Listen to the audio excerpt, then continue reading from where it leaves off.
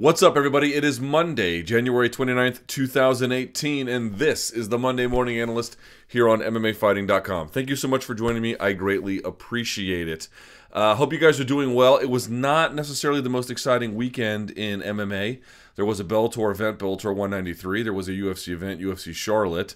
If you want to see my UFC Charlotte post-fight show that I did for this very channel with Danny Segura, you can check that out right up here. I'll post that for a little bit more detail on the card in general. Not a lot of big picture stuff from this weekend, to be honest. Sometimes an event will happen and, I don't know, you can pick out this and you can pick out that.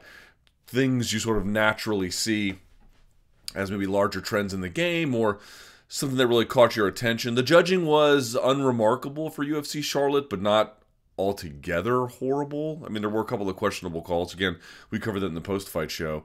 But it was just sort of a ho-hum weekend. Lorenz Larkin did get a win over Fernando Gonzalez in Bellator. Not the best performance I've ever seen from Lorenz Larkin, but he got the job done. So, you know, at least he stopped the bleeding with the two-fight losing streak, so he's back in the win column. That's good. Fernando Gonzalez is, I think, a very underrated guy, but nevertheless, you would have thought that Larkin would have run over him, and he didn't. So there's that. But he got the win. Can't hate, you know. He got a badly needed win. So really what he needed to get done, he got done. It just wasn't, you wouldn't look at that going, wow, Lorenz Larkin, that's his best performance. I think he still has a significantly higher ability level than he probably showed in that contest. So there's that. But in terms of UFC Charlotte, there were some decent performances on the prelim card. I thought Bobby Green looked really good and had a strong comeback against a very, at least early game. Eric Koch, Mirsad Bektic with that overhand shot to the gut of Godofredo Pepe was incredible. Drew Dober and Frank Camacho giving you the kind of action you expected. Certainly in that co-main event, there was some controversial scoring there. Danny and I disagreed about who got it. I thought Bermudez took it. He thought Feely took it. I still think, and watching it again, that Bermudez took it, but it was not. It was close enough where if it's close enough, then the amount of error in terms of judgment from the judges goes up dramatically, right? So you have to give yourself a lot of cushion to reduce the amount of potential error, and you know he just didn't do that. He obviously has some things to work on in terms of just sort of separating himself from the pack. Very talented guy, 2 losses in a row, but both split decision losses to Elkins and now Feely. He just fights too much of his opponent's style. He just needs to find a way to, you know, to separate out. And there were some other obviously remarkable things that happened on, you know, Gregor Gillespie looking good against Jordan Rinaldi. But I want to focus on just for a very simple Monday morning analyst today. Nothing too special, nothing too fancy. Sometimes you don't really need the fancy stuff. Sometimes you just need to show evolution in your game. Derek Brunson losing to Jacare in that main event. And here's what's funny about that. They fought years ago, 2012, on an old Rousey card. Rousey, of course, making big news this weekend as well. But they fought on a strike. I think it was Rousey versus Kaufman from 2012. And you go back and you watch that fight, and it looks not identical to this fight, but it looks identical to the, almost identical, I should say, to the early parts of this fight. But what it shows you is that Brunson has gotten better, and what it shows you is that Jacare has gotten better. But the problem is Brunson still has problems, it appears, with southpaws, or at least the southpaw game of Jacare Souza. And then the other issue here beyond that is you see Jacare kept some of the things that were working from his old game and then has really developed new tricks. It's not like he forgot what he had learned and picked up something new or abandoned what he had learned and really got something new. This fight is a real great showcase. If you watch their first one, which we're going to, and then you watch their second one, you can just see that Jacare has a game and he slowly added to it and really put something special together. He's a very talented guy. I have a deep admiration for the game of Jacare. He clearly was, you know, he's been wearing it. He did not look good against Robert Whittaker. Again, not many people do necessarily, least of late, but I don't know. I just thought he was getting really kind of old, and you can see that, you know, obviously he's not the athlete he once was, but he's still a pretty formidable customer. But to me, the lesson here is just growth, incremental growth. It's not like Jacare's game looks dramatically different. It's not true, but it looks that he has just steadily invested in the incremental progress of his game, and I think in the end it's really paid off. So let's do this. Let's go to the second segment of the podcast. Let's take a look at their first fight, see what we can say about it, and then match that up to the second fight in a little bit greater detail. We'll do that now. So the first fight was, what, 6 years ago, something like that now? It was a while ago, right? So I think it lasted less than a minute. Not a whole lot of tape on this one. Here's what I want to do. Let's start and watch the whole thing from the beginning and see what we can see and what lessons we can learn, and let's see how it matches up to the second fight. So let's go ahead and pay attention to that now. By the way, you can see the Jones versus Henderson what do you want to call it, advertising on the mat here. So kind of interesting. All right, let's take a look here. And they're off. All right, so right away, Jacare doing the same kind of thing he always does, kind of stalking, kind of getting in his face, pawing with that jab. It's down, and he keeps the right hand up. He does a lot of this, you know. And then you see Derek Brunson sort of trying to parry down and then leap in with the left hand. He's going side to side, coming in and out, right? But you know he wants to use these blitzes to come in and out. He's sort of throwing up these head kicks to as a bit of a misdirection to set up for later, but he doesn't get to later, right? There you go, Jacare doubling up on the right, trying to get after him, right? That's smart because that's a good use against potential southpaw opponents. And there you go, he drops him, right? Let it finish out here, and we'll go and look at the replay here in just a second. That should look very familiar to you, the way he drops him like that. Derek Brunson coming in like that and getting dropped. Let's watch the replay here and see what it shows us. What you're going to see is Jacare is going to take a step back, and he's going to switch stances. And in the stance switch, he's going to clip him coming in, I believe, with his left hook, catching him. Right? So he's going to, rather than having the left hand behind him, he's going to switch like this and then catch him open on, because remember, they're facing open, so he's going to use that left-hand side to catch him on this side. And here you see Derek Brunson getting attended to very, very quickly here. Poor Derek Brunson. All right, so let's watch this. Jacare, by the way, you can see he's lost a little bit of musculature since these days, but he's still a pretty good athlete, obviously. All right, let's check out this replay. Let's see. Look at that. Respect your universe there on the patches of the Cutman shirt. Pretty nice. All right.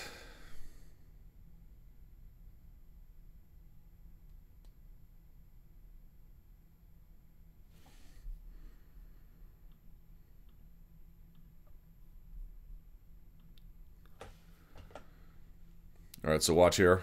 Here we go. He's going to step in. Look, he switches stances and goes again. One more time. Let's watch that one more time. Here we go. Ready? Here we go. Watch this.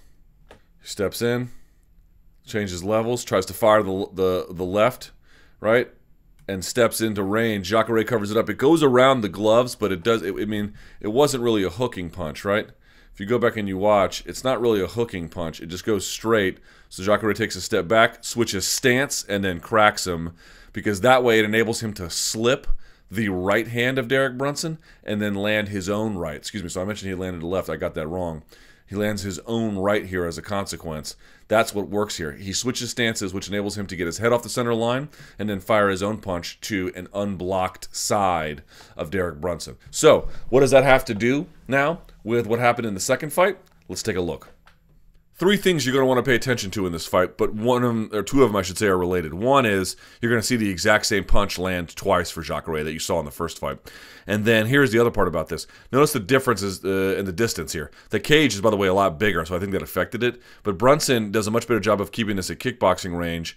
And in a sense, that keeps him safe, because I just don't think he likes the way that their boxing matches up. Or in any ways, he wanted to maintain distance enough that he could launch the kinds of blitz that he likes to launch, or at least launch the kinds of multiple strike combinations that he likes to launch, but keep himself at a safe distance. He didn't want to just come constantly charging in. Now, in the end, he gets clipped charging in a couple of times, but that's not ultimately why he loses. In fact, it didn't really matter what range he fought this at.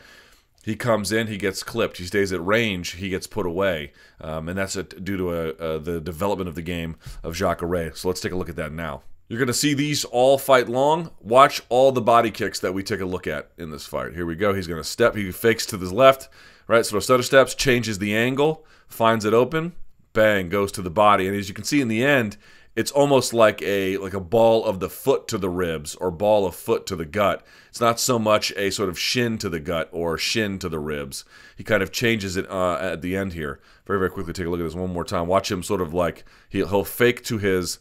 You'll see this. He'll fake to his left like that, change the angle. See how he steps around? Now he has the dominant foot angle, right? Steps through, and then Brunson kind of gets out of the way and parries it a little bit. But just to be aware, that's going to be a big component of setting up his attacks, so that when Brunson tries to maintain distance at range, right, he means, or I should say the appropriate distance and the appropriate range, Jacare gets him there too. We keep going. Here we are just a few seconds later. Watch this. Watch the way in which this kick looks. He's going to step, and it looks like for a second here, he might be going, any number of different ways. Leg kick, body kick, head kick. But look how he brings his knee straight up. You see that? How he brings his knee straight up? And look at Derek Brunson. He's got his hand up. He's doing what he's supposed to, but he's trying to use that right hand to parry just in case. But he's sort of showing him something that makes it look like there's only one way you can throw it in the end. It's going to come straight up the middle, right? Granted, he's setting him up for failure down the road, but that's what that kick looks like. It looks like something that's designed to go right up the gut here. All right, we keep going. Here we are 15 seconds later. Let's take a look at what Jacare does here, right? Same thing, kind of head faking. Watch, he'll go side to side a little bit here. Not as much this time. Very, very quickly. Not as much, right? Just kind of moves his hands, sort of tracks back a little bit. Watch his feet here. He kind of like just sort of adjust, and then he throws. And again, look at this kick. This is a ball of the foot to the gut, and you see Brunson parry it away. All right, we keep going. Same thing as before. He sort of does he drops his shoulder and his weight to his left. We use that to help set the angle as he steps his back leg around, and then he throws a shot kind of up the middle. Watch. All right, she's going to dip. Here in just a second. He dips like that. See that little dip? Trail leg comes back, sets the angle, throws up the middle. Brunson parries. But this is doing a couple of things. One, it's sort of putting it in the mind of Brunson what kind of attack he's looking for. And two, it makes him mindful of the distance and where he has to be and where he's going to be and what kind of range Jacare is trying to establish here. Here we are again, stepping around. Let's see how he does it. Steps. This time he doesn't really fade a whole lot, and he doesn't have the best angle on this. But maybe he liked the distance he was at. Nevertheless, Brunson parries. Just want to point out here, who's doing a more aggressive attempt at setting not only sort of pressure from the center of the octagon, but trying to establish their own range? Who's doing a better job of trying to find that lead outside foot positioning? It looks like Brunson, in this stage of the fight anyway, is just a little too accommodating of some of the setups and the general context of the fight that Jacare is trying to establish. Here we are again. Jacare, let's see what he does here. Doesn't really do a whole lot, kind of a naked kick, and it's the same thing. Kind of goes underneath that elbow there. Brunson gets a hand up to cover his face, and then he tries to parry it away like that. That one landed a little bit better, though, and you can see that's what he's looking for here, because either it lands, and you can do significant damage and establish range at the same time, so a twofer, but then three on top of that, it begins to put into the mind of Brunson what's happening. So we saw in the first fight, what would happen, Derek Brunson would come in with a straight, and then try to with a left, and then try to land his own right. And what would happen is Jacare would switch stances as a consequence, slip off, and then land his own right hand over the top. Right. So let's see what happens here. Brunson comes in. Right. So you see Jacare dipping. Brunson thinks he might be going to get a kick, so he says, "Well, this is my time to move in." And he tries to fire an uppercut up the middle. Doesn't have a setup on it. Just sort of moves in. Fires the left. Jacare slips, switches stance. Boom. Catches him. Almost identical. Almost identical. A couple of differences there, including the uppercut, but looks pretty identical, doesn't it? And then right after that, here comes Jacare. Same thing. Doesn't really work to set up the outside angle here. It does not very hard. Just kind of using this to set up. I think this one gets mostly parried, right? Doesn't get a whole lot on it, but again, you're just putting that, you're pushing him back, you're forcing him to a position he doesn't want to be in, and of course you're establishing a precedent to take advantage of later. I like a lot of this from both guys. I don't like some of this from Brunson, but let's watch this. Here you see Brunson coming in with a jab.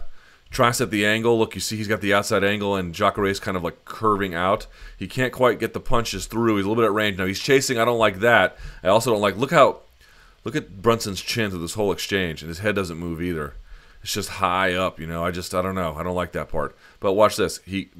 Nice timing on the double from Jacare, and then watch this whizzer. Pushes off on, look at the right hand of Brunson, pushes off, gets his hips turned over, whizzers hard, pushes Jacare forward, brings his own self forward, and then stands up and turns into him. That's a nice job by Derek Brunson. Brunson has this thing where if he gets hurt, he wants to tag back, which is obviously common and understandable, but it's not necessarily the best approach to take. So watch how he comes in here, right? He comes in with that naked left, right? So here he is standing in the southpaw position. He comes in that naked left, tries to hook around the gloves, gets a little too close, and watch him just sort of chase here. And by the way, watch how the punches go sort of side to side, right? Left, right, left. And then what happens, of course, as a consequence, watch Jacare this whole time, right? Well, watch him moving his head, looking, covering, looking, switches stance, bang, catches him. Now, he switched stance a little bit earlier in this. He was sort of looking for his moment. Let's go back and revisit this for a second. All right. He switched it kind of early. So here, right after the first wave of attack, sets the left foot back, and now he's sort of holding position, waiting for that right to come across. Bink, and then he catches him. So 2 times he caught him with that. And you just see Brunson sort of like literally one more time, watch this. It's just punches go side to side on this one, you know? I mean, even in rewind, you can see it's just not a very coordinated attack. It's heavy pressure. It's not that you can't say anything positive about it, but look, left, right, left, right. You see Jacare switch stance a while ago, missing, crack, just coming in linear path too. Just not the best from Derek Brunson in this contest. And what does Jacare do right after that? You guessed it, right back to the gut. Boom. Setting it up. And so finally the end comes. Jacare doesn't set it up like right there. He doesn't jab his way in. He just goes right for it. Now I tried to see what the eyes could tell us. He doesn't look up. He just kind of looks down and closes his eyes. So he's not really, I mean, he's sort of looking at the head there, but not exactly. It's hard to tell. And it comes right upside his head because why? Watch Brunson's hand. Look at Brunson leaning. Look at the shape of Brunson's trunk. It's leaned over to his left, right? And so he thinks it's coming. Look at his right hand. Look at the right hand of Brunson. He thinks it's coming right there because the way this shot works is from here, you can't quite tell if it's going to come up the gut or if it's going to come high or not, right? That's the way Jacare had been disguising it. It looked like it had come straight through, but then at the very end, it comes over the top. It's not exactly a question mark kick. That's not true, where the bottom foot has to really shift deeply underneath. It just comes over the top, but you can see for a while there, you know, it just feels like maybe right about to here, you think he's going to come straight up. So you parry, and then it cracks over the top. Let's take another look at that. At this point, Jacare has his distance. He has his timing down. He doesn't necessarily have to set up with that back leg pivot to get where he's going to go, right? He just sort of looks like he's going to step. Look at Brunson's body language. He brings his hand up to the top. That's good. Look at his right hand. He thinks it's coming to the gut. Look at him bracing his side. So he's almost leaning into it a little bit, and then it just comes right over the top, almost the back of the head a little bit. You have to be in nice and tight for those. Brunson just had some defense, but not enough. And you can see it puts him away. So what's the lesson here? The lesson here is Jacare kept what was working. He obviously understood his opponent. He was able to make excellent reads in real time, and you can just see he had added an entire new dimension to his game at kicking range that didn't exist before. And the kind that is dynamic, yes, but more a matter of sleight of hand, of misdirection. It wasn't like he was in there in the pocket, forehead to forehead, you know, doing Muay Thai low kicks like Justin Gaethje or something. This was about a slow, steady setup. It's a maturation of his game.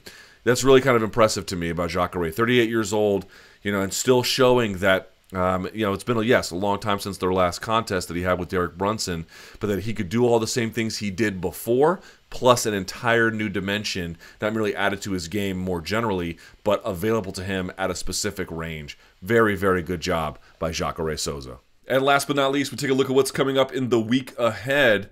Let's see, UFC Fight Night 125, Machida versus Anders. This takes place at the, forgive my pronunciation, Arena Guilherme Paraense in Belém, whatever, Brazil. I'm sure I jacked up that pronunciation. Lyoto Machida versus Eric Anders is your main event. John Dodson versus Pedro Munoz. That's a killer fight. Valentina Shevchenko makes her women's flyweight debut against Priscilla Cachoeira. Michelle Prazeres taking on Desmond Green. Timothy Johnson versus Marcelo Golm. Thiago Santos versus Anthony Smith. That should be a fun contest. Then you move to the preliminary card. Sergio Moraes taking on Tim Means. Alan Patrick versus Damir Hadzovic. Douglas Silva de Andrade versus Marlon Vera. And then Yuri Alcantara taking on Joe Soto. By the way, both those portions of the fight will be on Fox Sports 1. And then, of course, on UFC Fight Pass, Devison Figueiredo versus Joseph Morales. And then Maya Stevenson versus Polyana Viana. All right. If you have any feedback, you can shoot an email to me at lukethomasnews@gmail.com. I appreciate you guys watching. Until next time, enjoy the fights.